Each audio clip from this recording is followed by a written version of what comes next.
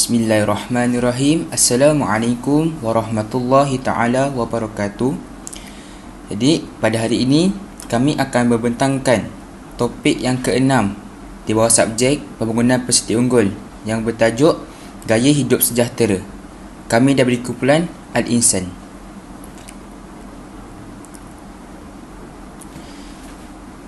Jadi ini adalah ahli kumpulan kami. Ada 5 orang.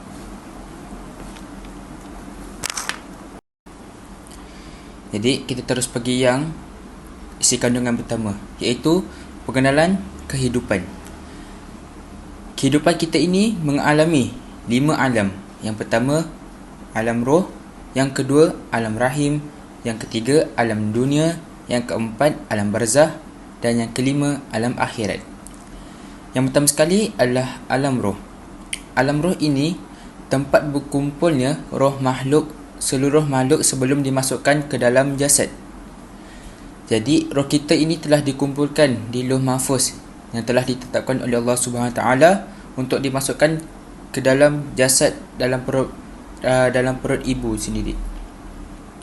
Jadi alam roh ini kita tidak dapat dilihat dengan mata kasar. Seperti alam roh, kalau kita lihat alam roh ini bukan alam gaib, iaitu alam yang tidak boleh dilihat dengan mata kasar, seperti jin, syaitan, malaikat. Kita tidak boleh melihat dengan mata kasar kerana ia merupakan perkara-perkara sam'iyat, perkara-perkara yang tidak dapat dilihat dengan mata. Jadi yang kedua ialah alam rahim.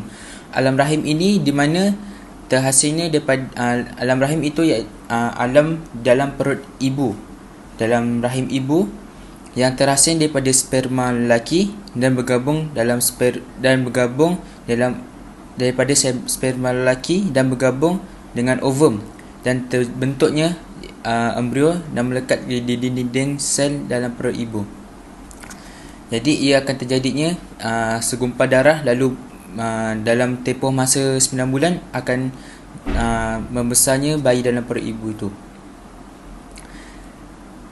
Jadi di dalam perut ibu ini dimasukkan roh dalam jasad bayi itu dalam tempoh 3 bulan dalam tempoh 3 bulan dalam perut ibu.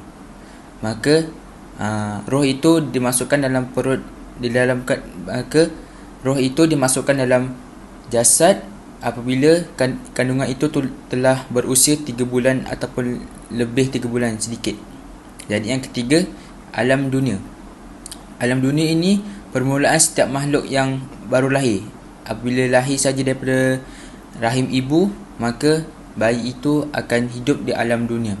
Alam dunia ini adalah tempat manusia diuji, tempat manusia beramal, melakukan ketaatan yang diperintahkan oleh Allah SWT.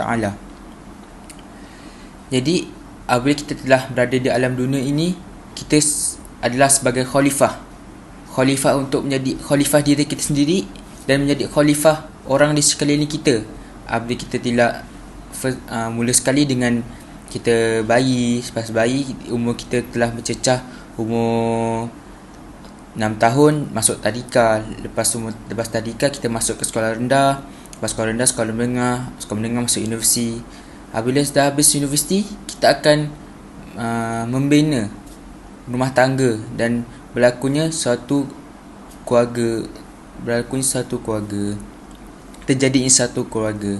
Jadi kita sebagai lelaki menjadi khalifah untuk memimpin keluarga kita itu dan menjaga anak kita, mendidik anak kita jadi khalifah yang lebih baik daripada diri kita.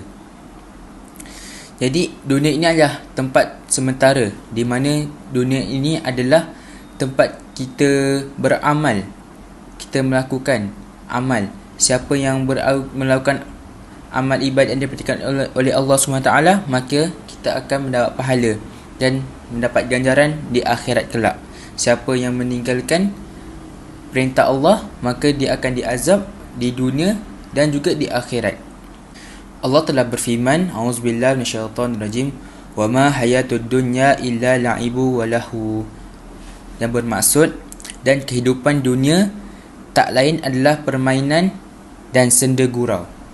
Iaitu maksud dunia adalah tempat kita mencari sebanyak mungkin pahala untuk kita beramal sebagai bekalan kita di kehidupan yang seterusnya, kehidupan yang kekal abadi, iaitu di akhirat, sama ada kita masuk syurga ataupun masuk neraka. Poin yang keempat bagi pengenalan hidup adalah alam barzakh. Alam barzakh ini ialah tempat persinggahan sementara selepas manusia meninggal dunia. Maksudnya alam barzakh ni dikhaskan untuk mereka yang mati ataupun meninggal dunia. Yang itu akan datang malaikat untuk menyoal. Yang inilah yang selalu yang kita dengar, hadis-hadis yang kita dengar pasal tentang Marabuka Nabiuka. Itu dia akan, mereka akan soal di alam barzakh. Yang seterusnya, yang kelima adalah alam akhirat. Alam akhirat ini adalah tempat berkumpulnya seluruh umat. Tempat berkumpulnya seluruh umat ni maksudnya umat daripada umat Nabi Adam sampai le umat Nabi Muhammad sekarang ni akan dikumpulkan dalam satu tempat, iaitu di alam akhirat. Kalau nak dikhususkan di padang mahsyar. Dan untuk ditimbang amalan mereka. Seterusnya dipertontonkan puluhan manusia di dunia.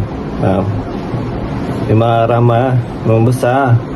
Penentuan kehidupan sama ada syurga atau neraka. Kat sinilah kita akan kat sinilah akan ditimbang amalan setiap manusia, sama ada dia akan masuk ke dalam syurga ataupun ahli neraka.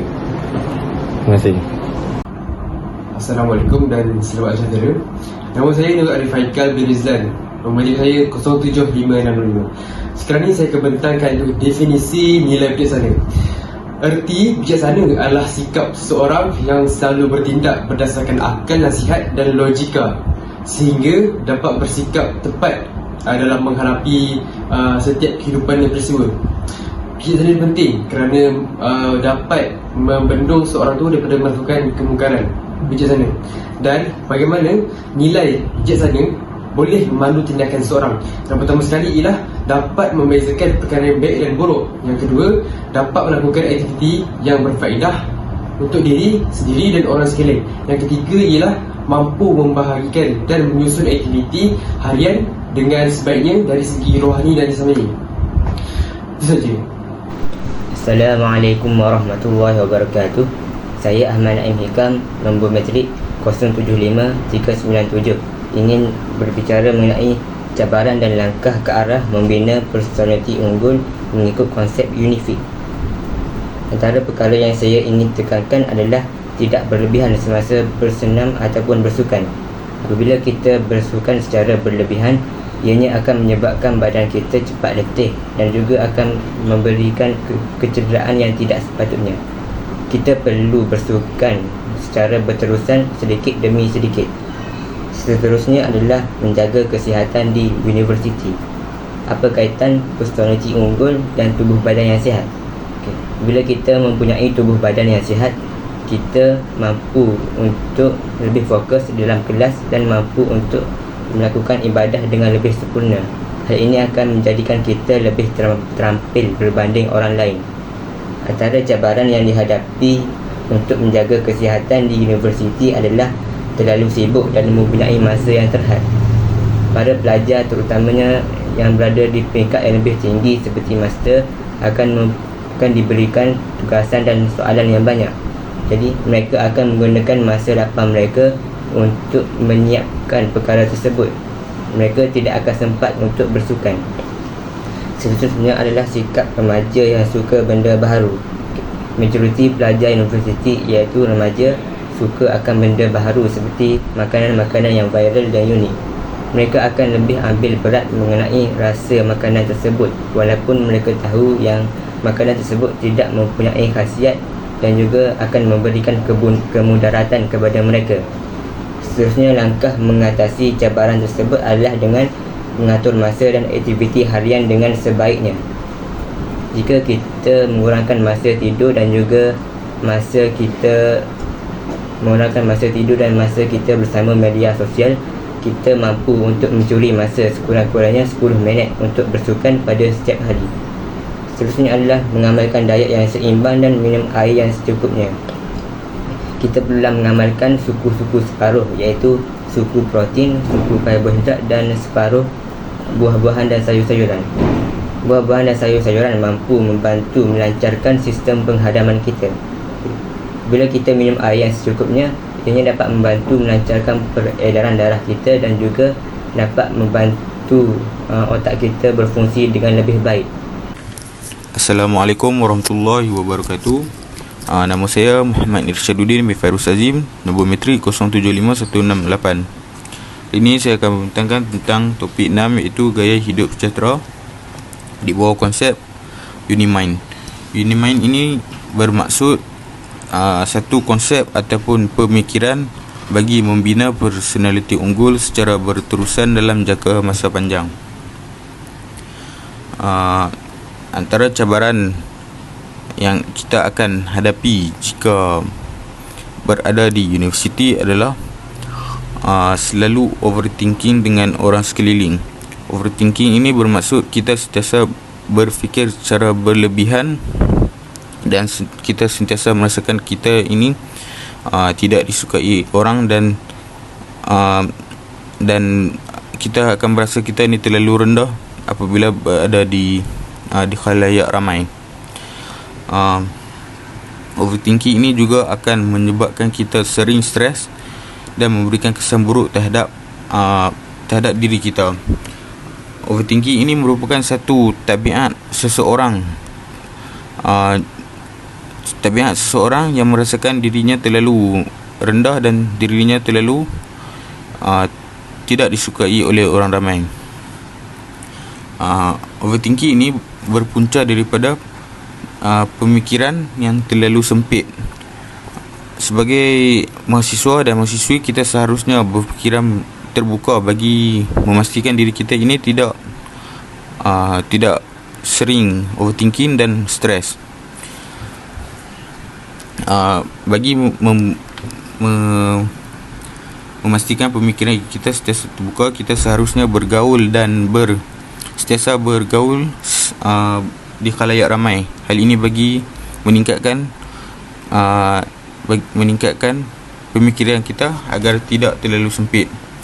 Okey, langkah mengatasi overthinking ni adalah daripada overthinking dan stres, pemikiran sempit ni adalah belajar mengawal emosi. Emosi yang amat penting dalam diri kita bagi memandu diri kita menjadi lebih baik. Yang kedua, sering bergaul dengan masyarakat yang memberi manfaat. Hal ini dapat memberikan kesan positif terhadap diri kita kerana kita akan berasa sentiasa dihargai dan kita berada di dalam circle yang baik. Akhir sekali, bersikap rasional dan matang. Sikap rasional dan matang penting terhadap diri kita agar kita tidak melakukan perkara yang tidak senonoh dan sentiasa melakukan perkara yang memberi manfaat terhadap diri kita. Itu saja. Bismillahirrahmanirrahim. Assalamualaikum warahmatullahi wabarakatuh.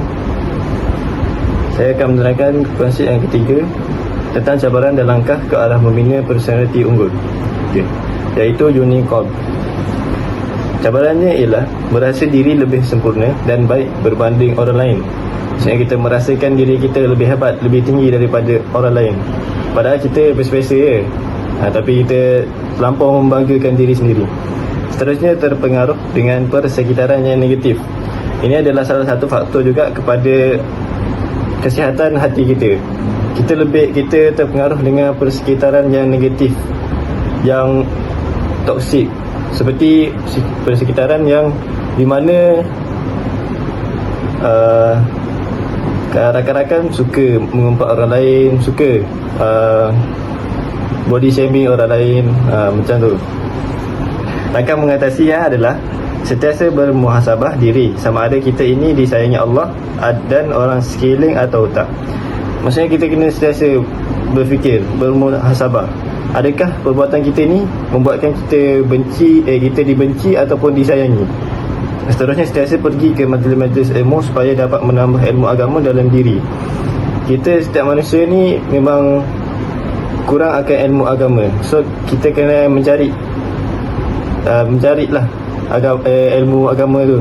Banyak terdapat di banyak masjid yang dibina di Malaysia ni kan. Sentiasa beristighfar dan berzikir kerana ia merupakan makanan rohani yang dapat membuatkan hati serta bersikap positif. Apabila kita dah mempunyai hati yang sentiasa dalam keadaan negatif, rohani kita pun akan terikut pada perkara yang negatif.